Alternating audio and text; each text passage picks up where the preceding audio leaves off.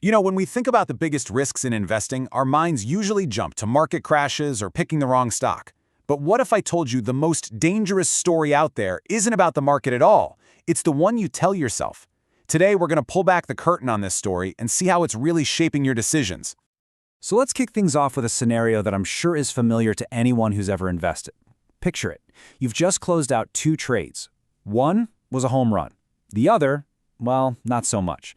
The really interesting part isn't what happened, but the story we tell ourselves about why it happened.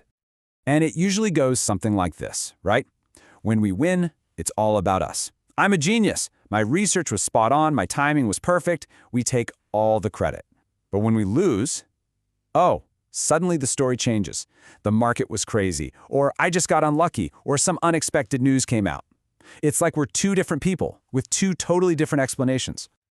Well, this habit of creating one narrative for our wins and a completely different one for our losses, it's not just a funny little quirk. It's actually a well-known psychological trap. So let's go ahead and give it a proper name.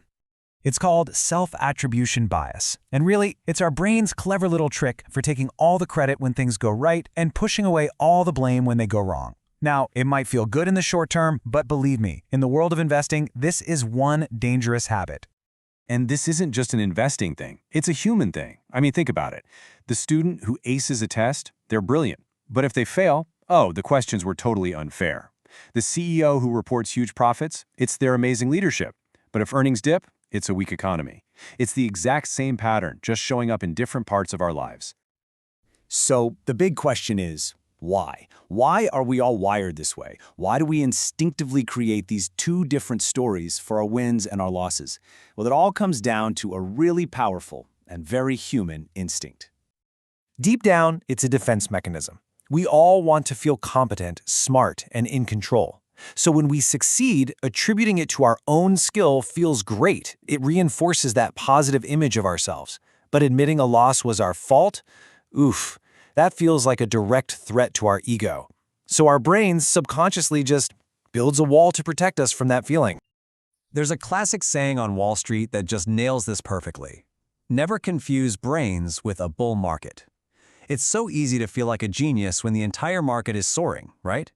The tough question to ask is, are you winning because you're a genius, or is a rising tide just lifting all the boats, including yours? And here's why this is so critical. This isn't just a harmless ego boost. This bias creates a really dangerous feedback loop. It pumps us up with overconfidence, which then pushes us to take bigger, maybe even reckless risks. But the real poison here is that by blaming every loss on outside forces, we never ever learn from our mistakes. We end up with this totally warped view of how good we actually are. Okay, so recognizing that trap is the first most important step to getting out of it. And the great news is, just by understanding this bias, you're already way ahead of the game. So let's shift gears from just talking about the problem to actually doing something about it. Here is your practical bias-busting toolkit.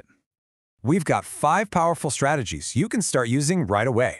You can keep a decision journal, always compare your results against the market, ask yourself some really tough questions, acknowledge the massive role of luck, and get some outside feedback. Let's dig into a couple of these. First up, the decision journal. This thing is your ultimate weapon against a faulty memory. See, when you write down why you're making a trade before you know how it turns out, you create an honest record. You literally can't go back later and rewrite history to make yourself look smarter. It forces you to look at your real logic, warts and all. All right, next up, get some context. This is huge. Let's say you made a 10% gain. That feels amazing, right? But what if you look closer and see that the overall market, your benchmark, was actually up 15% during that same time? Suddenly, that win doesn't look so genius. Maybe your decisions actually held you back. This kind of context keeps your ego grounded in reality.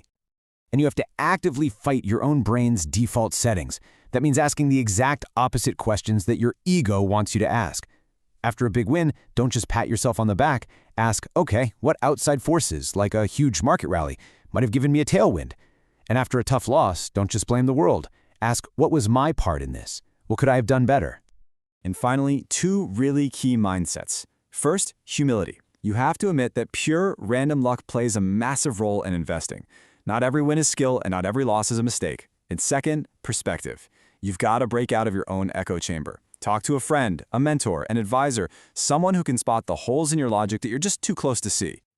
So, when you start putting all these tools together, what's the end goal? Well, it's all about developing a totally new mindset, one that shifts away from protecting a fragile ego and moves toward building genuine, long-term resilience. Look, at the end of the day, this self-attribution bias is completely natural. We all do it. But it's a real trap in investing because it lulls us into thinking we're better than we are.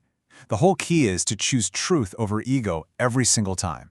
If you can stay humble, stay curious, and use these tools, you're on the path to becoming a much more thoughtful and ultimately more successful investor for the long haul. So, I'll leave you with this final thought.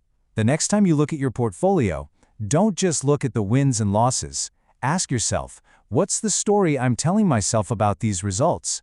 And more importantly, is it actually the true one?